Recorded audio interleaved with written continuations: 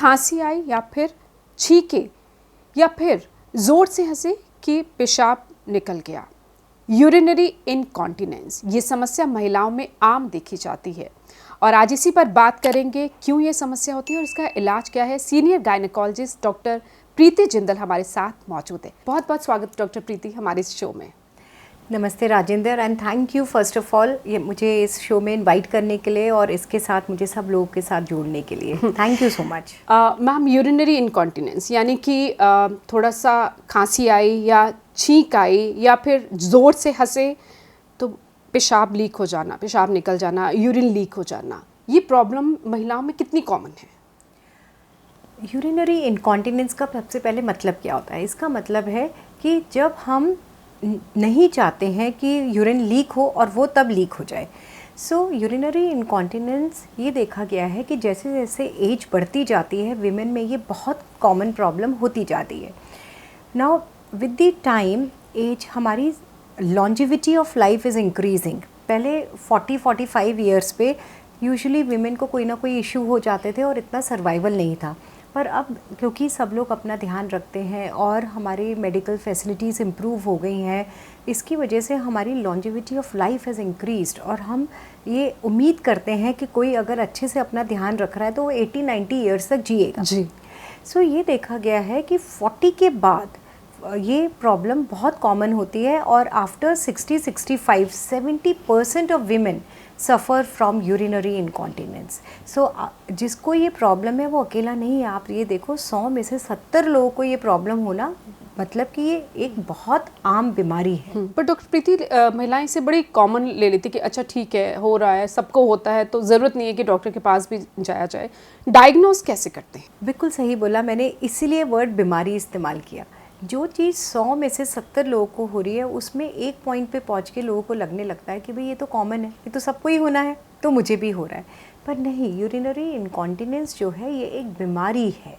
आपका urine leak होता है, उसकी वजह से आपके पास से स्मेल आती है, आप कहीं बाहर नहीं जा सकते, कहीं जाते हैं तो आपका ध्यान हमेशा इस चीज़ पे लगा रहता है कि अच्छे वॉशरूम्स हों, साफ़ सफाई हो।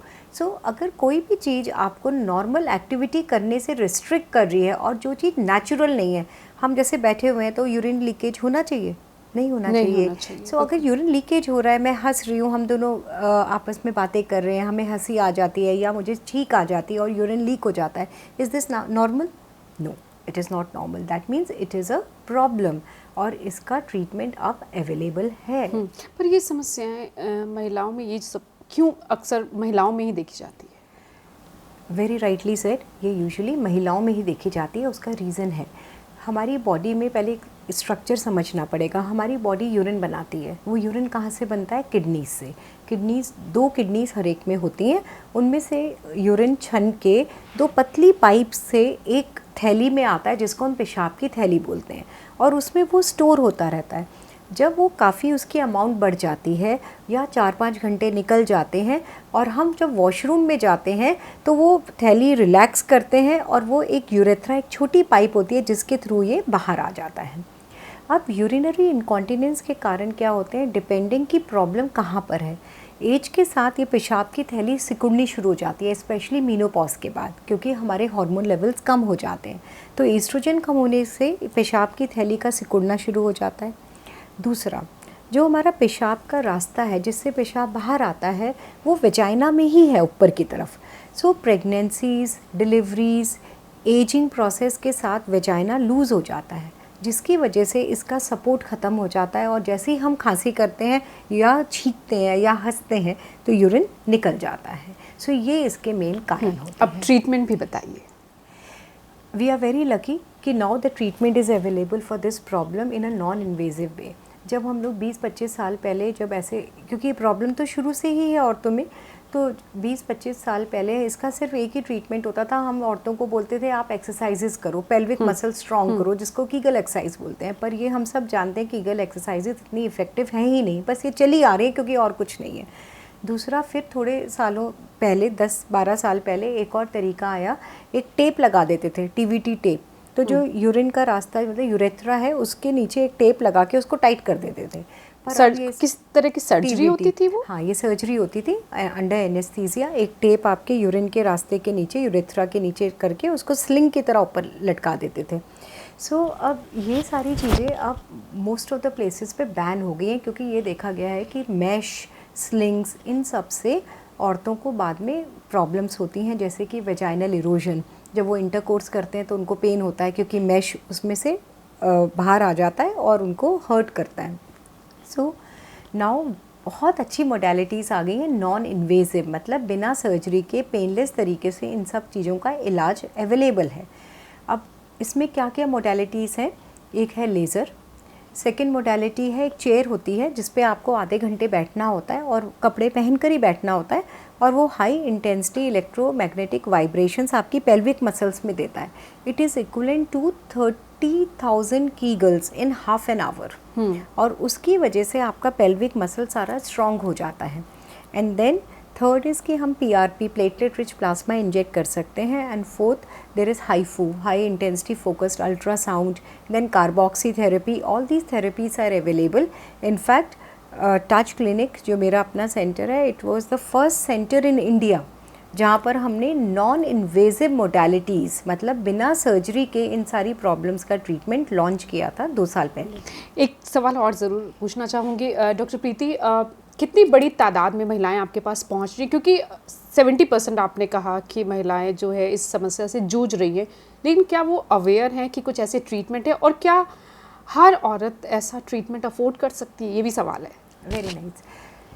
अवेयरनेस अब आ रही है। हमने बहुत मेहनत की है इस चीज़ की अवेयरनेस को करने के लिए।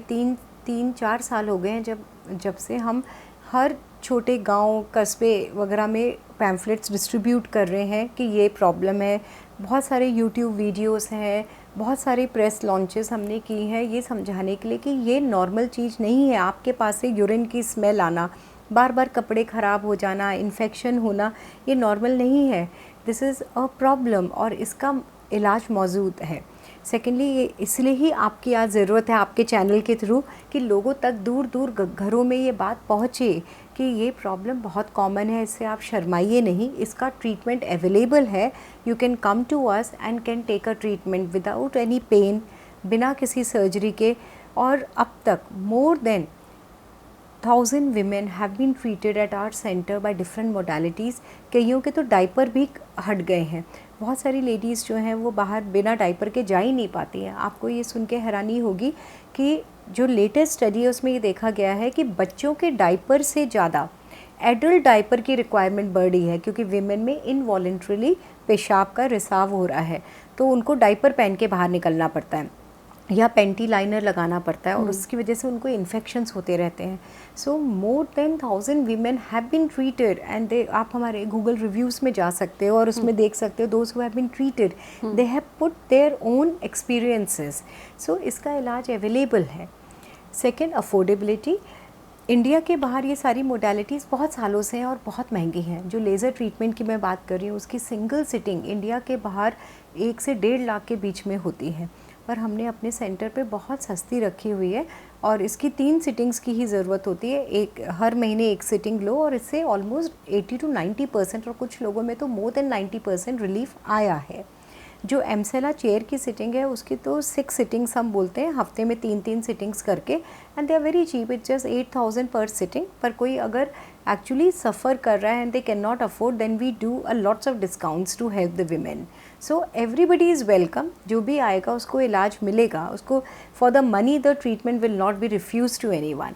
सो it is available and you just have to come. आखिरी सवाल, कोई ऐसा तरीका बताइए कि यूरिनरी इनकॉन्टिनेंस हो ही नहीं, है कुछ ऐसा तरीका? अब आप इसका मुझे बताओ, कोई ऐसा तरीका बताओ जिससे एजिंग ना हो। है कोई ऐसा तरीका?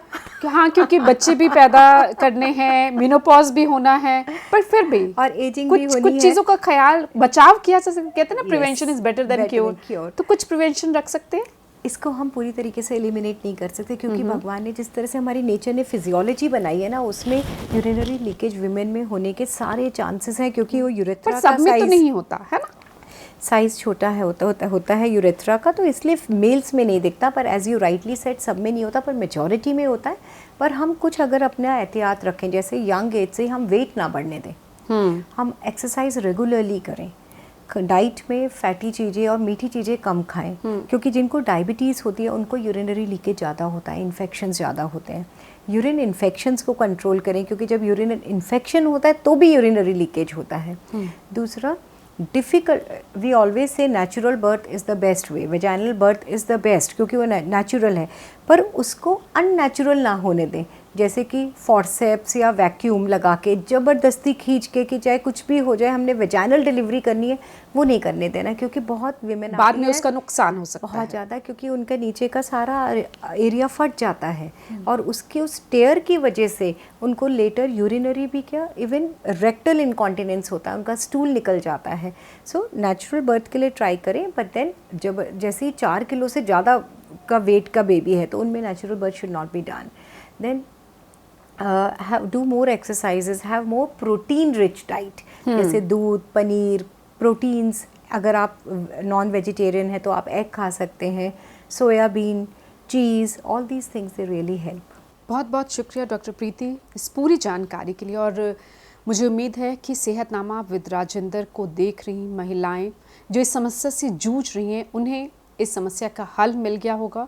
इलाज मौजूद है, आप इलाज के लिए जा सकते हैं और कुछ सावधानियां भी बरत सकते हैं। सेहतनामा विद राजेंद्र को अगर सब्सक्राइब अभी तक नहीं किया तो सब्सक्राइब ज़रूर करिए और चैनल को लाइक भी ज़रूर करिए।